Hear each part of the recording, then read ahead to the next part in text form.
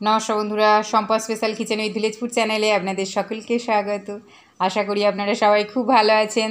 বন্ধুরা, মশা তো আমাদের প্রত্যেকেরই বাড়ি কম বেশি রয়েছে, আর এই মশার জ্বালায় মাঝে মাঝে আমরা একেবারে অতিষ্ঠ হয়ে যাই। আর এই মশাগুলোকে মারার জন্য আমরা বাইরে থেকে বিভিন্ন রকম ঔষধ স্প্রে কিনে নিয়ে আসি অনেকগুলো টাকা খরচ করে। কিন্তু না বন্ধুরা, বাইরে গিয়ে আর টাকা খরচ করার কোনো প্রয়োজন হবে না। যদি আপনারা বাড়িতে থাকা কয়েকটি উপকরণ দিয়ে একটি ঘরোয়া রেমেডি বানিয়ে নেন, দেখবেন খুব সহজেই মশা আপনাদের বাড়ি থেকে দূর হয়ে গেছে, আর কোনো রকমভাবে মশা আপনাদের ডিস্টার্ব করছে না। আর এই ধরনের নিত্য নতুন ভিডিও পেতে আমার এই চ্যানেলটিকে সাবস্ক্রাইব করবেন, লাইক করবেন, আর বন্ধুদের সাথে অনেক অনেক শেয়ার করবেন। আর যে সকল বন্ধুরা আমার এই চ্যানেলে নতুন, তাদেরকে আমার বিশেষ অনুরোধ, চ্যানেলটিকে সাবস্ক্রাইব করে পাশে থাকবেন। ভিডিওটি ভালো লাগলে অবশ্যই একটা লাইক করে দেবেন। তাহলে চলুন ভিডিওটি শেষ পর্যন্ত দেখে নেওয়া যাক। বন্ধুরা, আমি এখানে একটি পাত্র নিয়েছি, আর এখন আমি এই পাত্রের মধ্যে নিয়ে নেব ডেটল। এই ডেটল তো আমাদের প্রত্যেকেরই বাড়িতে কম বেশি রয়েছে, কারণ ডেটল সব সময় হাতের কাছে থাকা খুবই ভালো। আর ছোটোখাটো কেটে গেলে কিংবা ছড়ে গেলে এই ডেটল কিন্তু সঙ্গে সঙ্গে আমাদের কাজে লেগে যায়। তাই বন্ধুরা, এখানে আমি সেই ডেটল এখানে 2 চামচ নিয়ে নিচ্ছি।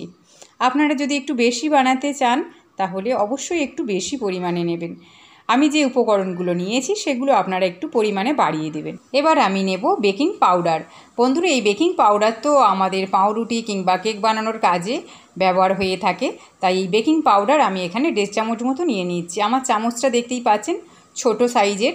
আমি এখানে 1.5 চামচ বেকিং পাউডার নিয়ে নিচ্ছি।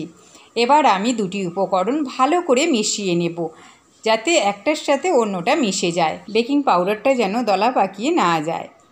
আপনাদের কাছে যদি বেকিং পাউডার না থাকে তাহলে আপনারা বেকিং সোডা এখানে ইউজ করতে পারেন।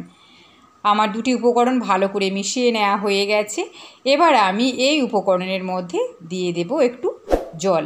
অবশ্যই আপনারা এখানে প্লেন জল ব্যবহার করবেন। আমি এখানে প্লেন জল দিয়ে দিচ্ছি। প্লেন জল আমি বেশ খানিকটা দিয়ে দিচ্ছি। এবার আমি জলের সাথে দুটি উপকরণ ভালো করে মিশিয়ে নিচ্ছি, যাতে সমস্ত উপকরণ জলের সাথে ভালো করে মিশে যায়। আমার মিশ্রণটা একদম রেডি হয়ে গেছে, দেখতেই পাচ্ছেন। আমি বারবার নেড়ে চেড়ে আপনাদের দেখাচ্ছি।